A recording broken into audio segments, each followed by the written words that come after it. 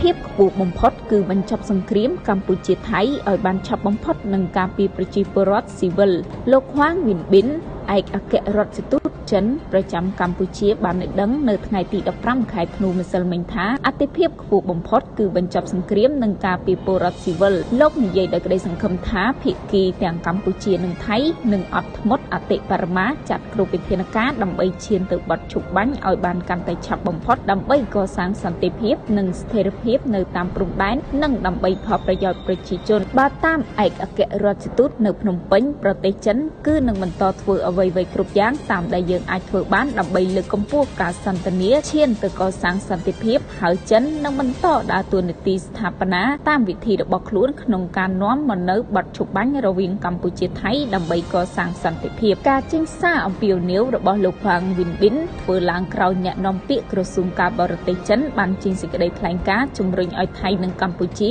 បញ្ឈប់ការបាញ់គ្នាជាបន្ទាន់ដើម្បីជៀសវាងសង្គ្រាមរីករាលដាលកាន់តែធំដោយចិនសន្យាថានឹងចូលរួមសម្របសម្រួលដើម្បីនាំសន្តិភាពមកវិញតាមរយៈប្រតិកម្មនេះមហាអំណាចចិនសង្ឃឹមថាកម្ពុជាថៃបញ្ឈប់ការប្រយុទ្ធគ្នានិងបន្ថយភាពតានតឹងឲ្យបានឆាប់បំផុតអ្នកនាំពាក្យក្រសួងការបរទេសចិនលោកហ្គោចេគុនបាននិយាយថាចិននឹងបន្ត